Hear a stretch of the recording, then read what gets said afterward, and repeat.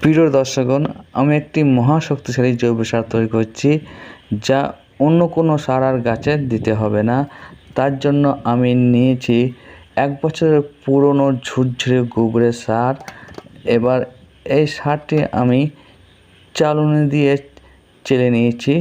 দেখুন, খুব সুন্দর একটি ঝুরঝুরে গোবরের সার তৈরি হচ্ছে। আমি এবার এই ঝুরঝুরে গোবর সারের সঙ্গে খোলের গুঁড়ো মিশাবো।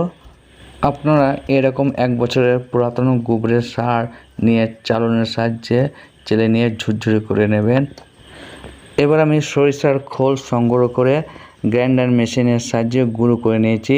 আমি এই সরিষার খোলের সঙ্গে এবার আমি ওই ঝুরঝুরে গোবরের সারটি মিশ্রণ করে নেব। মিশ্রণ করা হয়ে গেলে এবার ওই মিশ্রণ সারটিকে একটি বস্তার মধ্যে বা প্যাকেটের মধ্যে ভরে 1 মাসের মতো রেখে দেবো। 1 মাস পর এবার আপনি এই মিশ্রণ সারটিকে যে কোনো গাছে প্রয়োগ করবেন, তাহলে আপনাকে আর অন্য কোনো সার কিনতে হবে না। আমি অবশ্য এখানে এই সারটি ধানের জমিতে দেওয়ার উদ্দেশ্যে বানিয়েছি। গোবরের সারের মধ্যে আছে nitrogen, phosphorus, potassium, calcium, magnesium, sulphur, zinc, iron.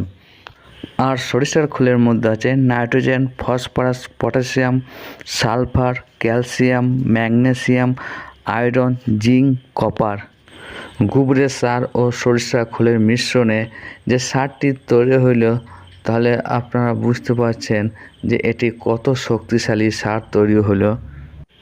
এবার আপনি এই সারটি 1 মাস পর হিউমিক অ্যাসিডের সঙ্গে মিশিয়ে যদি ব্যবহার করতে পারেন, তাহলে তো বলতেই হবে না সারটির ক্ষমতা কত গুণ বেড়ে যাবে।